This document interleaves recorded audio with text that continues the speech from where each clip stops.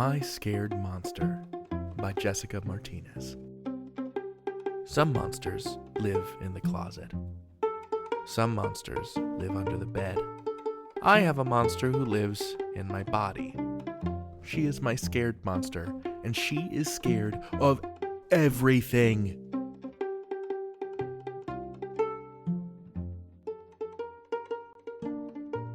Today, my scared monster is afraid of the big slide, or as she calls it, the terrifying slide of doom. But the other kids are having fun, and I want to play with them.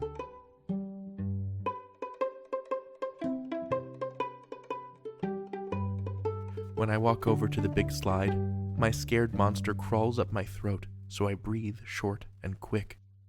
I put a foot on the stairs, and she squeezes my heart so it beats fast and loud.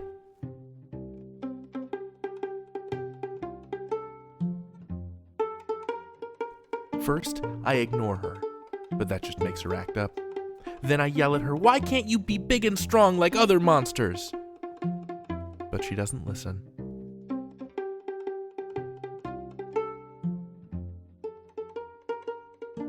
Finally, I take 3 deep breaths. I breathe in through my nose, and my lungs fill with air. I breathe out through my mouth, and I start to calm down.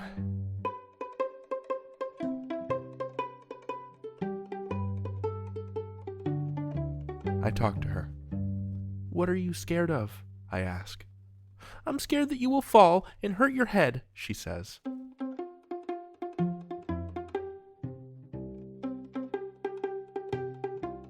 We watch 5 kids go down the slide, and they don't fall or hurt their heads.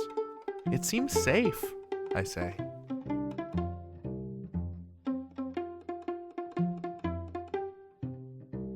I walk to the stairs. My heart thuds with each step I take. The stairs seem to grow taller the higher I climb.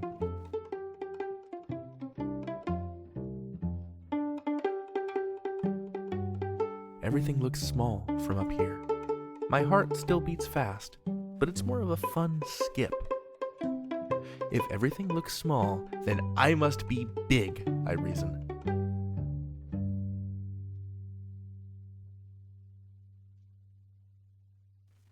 Whoosh! The wind rushes past my face as the slide twists and turns. I feel like I'm flying.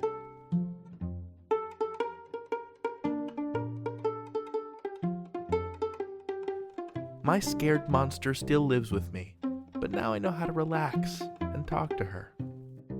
And sometimes my scared monster becomes my brave monster.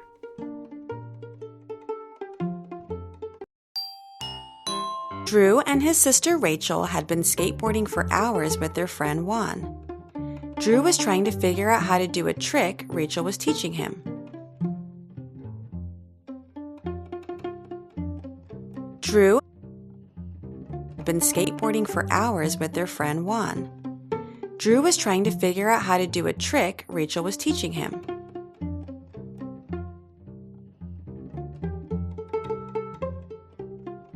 "Rachel, can you show me how to drop in again?" Drew asked. Rachel balanced the back of her skateboard on the edge of the ramp, then dropped in and rolled down without falling. Drew kept falling when he tried.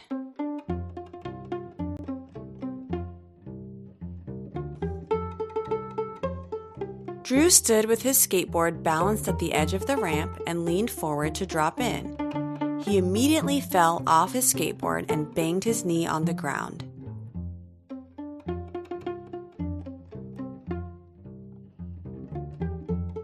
"Drew, are you okay?" Rachel and Juan asked at the same time. Drew felt embarrassed, and his knee really hurt. He could feel tears in his eyes. Drew turned and quickly wiped away the tears before anyone could see them.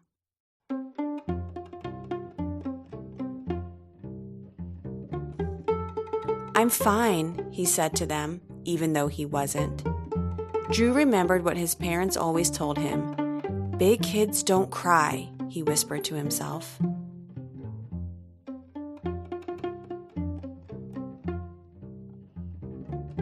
Drew got back on the ramp again. He He fell and banged his knee even harder.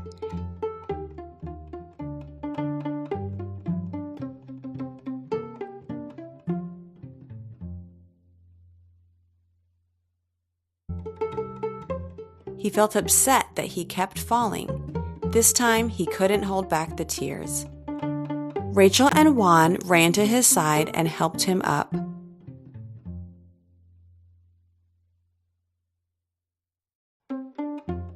"Don't cry," Rachel encouraged him. "You'll be okay." "I'm trying not to," Drew mumbled through his tears, "but I'm so frustrated." "It's okay to cry if you're upset or hurt." "I do," Juan said.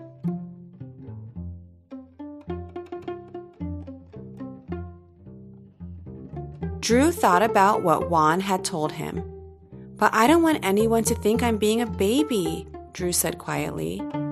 "You're not being a baby. Lots of people cry," Juan replied. "I cried on the first day of school because I felt scared."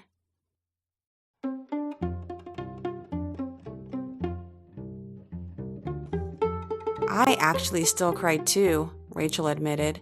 "I cried when I didn't make the volleyball team because I was so disappointed." "Really?" Drew asked, wiping away his tears. "Really," Rachel smiled. "I'm sorry I told you not to cry."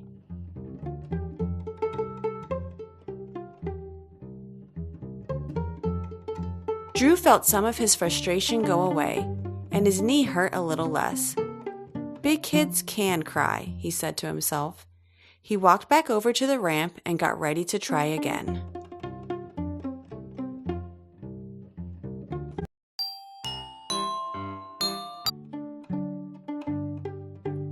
Jamal looked through his closet for his favorite jacket.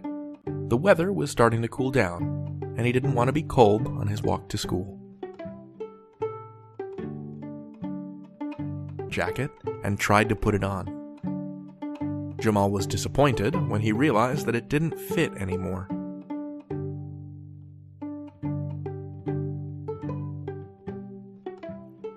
He found his favorite jacket and tried to put it on. Jamal was disappointed when he realized that it didn't fit anymore.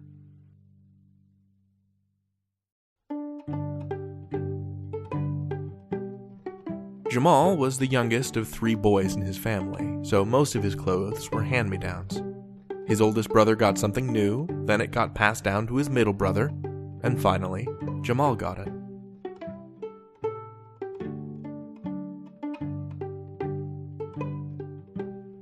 He put on a different jacket that he didn't like as much and walked to school. On his way there, he noticed a girl from his school across the street. She wasn't wearing a jacket. She looked cold.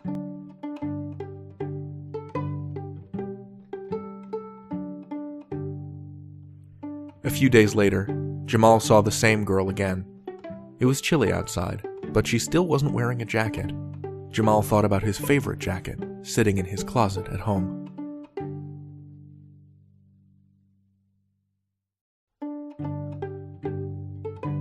When Jamal got home, he took his old jacket out of the closet. It was still his favorite, even though it was too small. He waited so long for it to get passed down to him. "I really love this jacket," Jamal said aloud.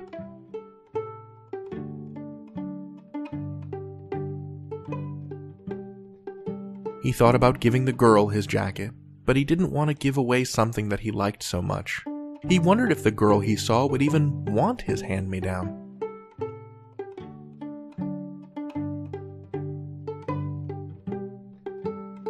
The next day was very windy and very cold. Jamal brought his old jacket with him when he left for school. He thought about how cold the girl would be without anything warm to wear. He knew what he needed to do.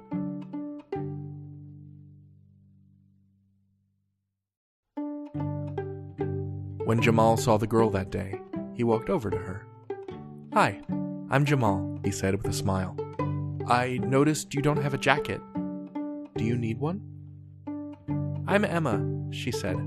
"Yes, I do, but are you sure you don't need it?" "I'm sure. I love it, but it doesn't fit me anymore," Jamal said as he handed it to her.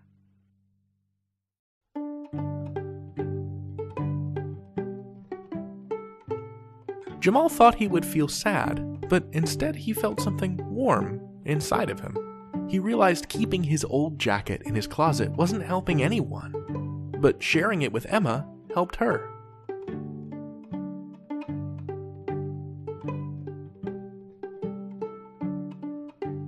The next morning, Jamal saw Emma waving to him from across the street.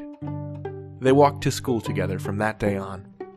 He didn't have his favorite jacket anymore, but he did have a new friend.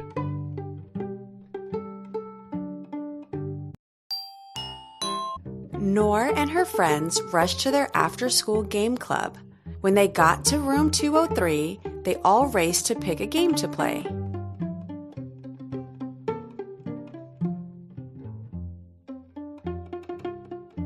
Noor and Ian both got to the chess game. Noor wanted to use the black pieces, but Ian grabbed them first. Noor felt her face get hot.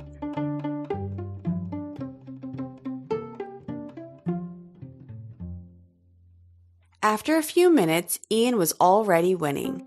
He captured many of Noor's pieces. Noor clenched her fists. She started to get a weird feeling in her stomach. "I don't even like this game," Noor muttered to herself.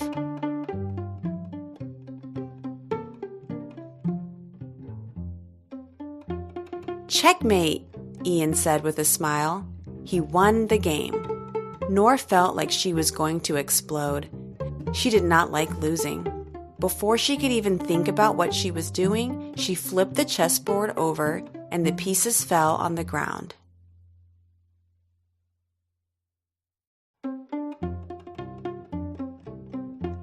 Noor was furious, but she was also feeling embarrassed. She wanted to clean everything up. She wanted to say sorry. But most of all, she wanted everyone to stop looking at her. Noor ran out of the classroom.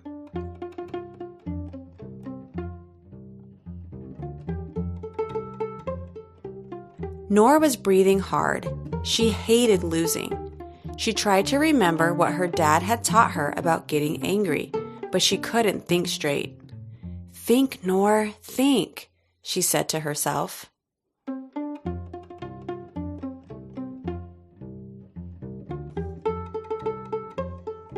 Noor's teacher stepped out in the hallway and knelt down beside her. "Noor, drink some water and come back in when you're ready," he said gently. Noor was glad that her teacher remembered she'd been working on controlling her temper.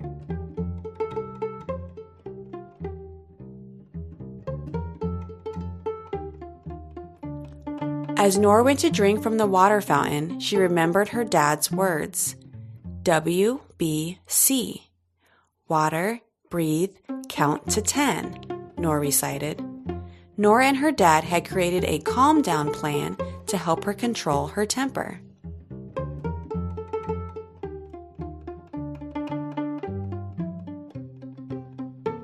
Noor took a long, cool drink of water. Next was breathing. She took deep breaths in through her nose and out through her mouth. Then she slowly counted to 10.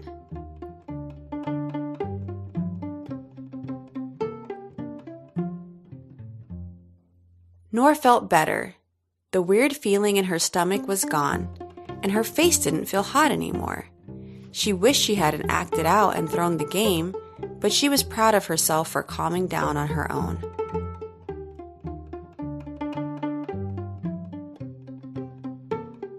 Noor entered the classroom and walked over to Ian. "I'm sorry I got so mad.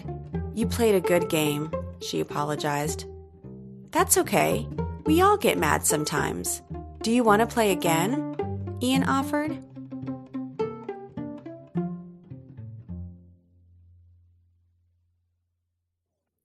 Noor and Ian reset the board to play again. Noor made a promise to herself. If she started to feel her face getting hot or felt that weird feeling in her stomach, she would get some water, breathe, and then count to 10.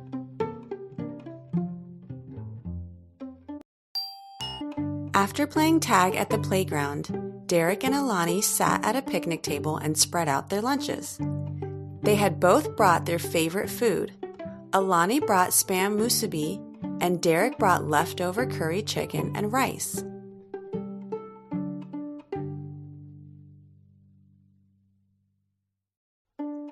Alani looked over at Derek's lunch and wrinkled her nose. Derek looked over at Alani's lunch and made a face.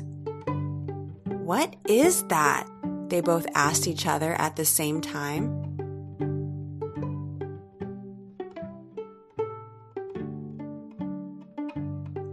Derek explained that his family was from Jamaica and they had curry for many meals.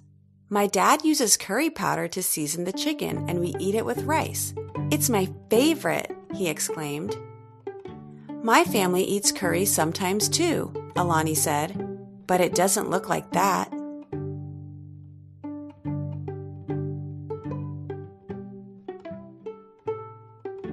Alani explained that in Hawaii, where her mom grew up, spam musubi was a popular lunch food. It's meat on top of rice and it's wrapped in nori. Nori is roasted seaweed. It's so good. "Wow, I didn't know you could eat seaweed," Derek said.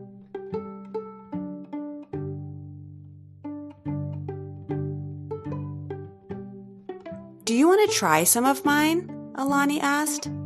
"Maybe," Derek started. "Will you try mine?"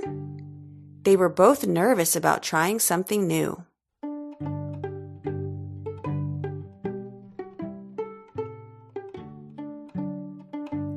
Both friends were worried about hurting the other one's feelings. What if they didn't like it? Derek and Alani thought about what they should do. "My mom always tells me it's good to try new things," Alani said. "My dad says the same thing," Derek replied.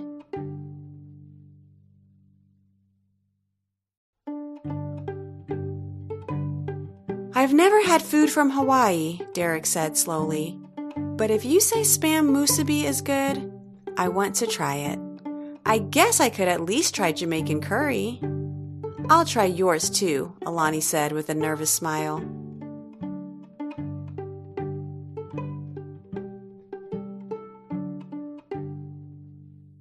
They decided to take a bite of each other's food on the count of 3.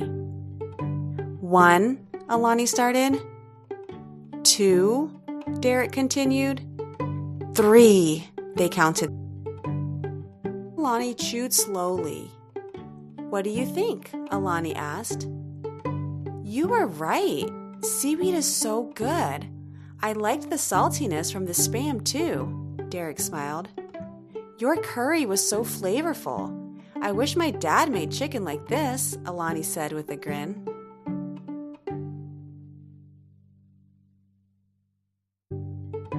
They finished their lunches and headed back to the playground. "I'm excited to see what you bring for lunch tomorrow," Alani said. "I'll ask my dad to pack extra if you ask your mom to do the same," Derek replied. "It's a deal," Alani smiled. "Day for a hike," said Rhea. "Yes, it is," said Cody. "I like to hike." "We can hike up there," said Rhea.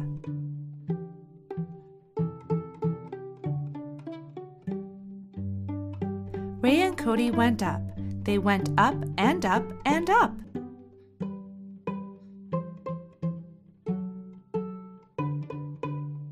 "It is time to sit for a while," said Cody. "We can sit by this pine and look."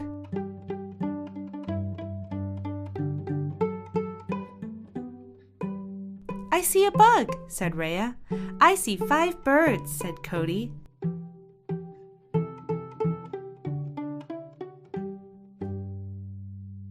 "I see a red and white snake," said Rhea. "I do not want to see a snake," said Cody. "It is time to go home now."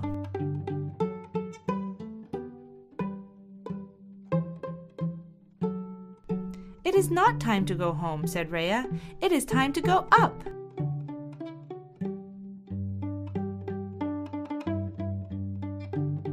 "I do not want to go up," said Cody. "I want to go home." "Come up with me," said Rhea. "You will like it." Cody and Rhea went up and up and up.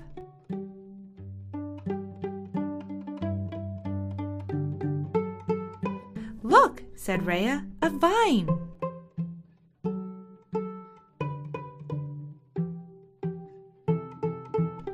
Look, said Cody, they are ripe.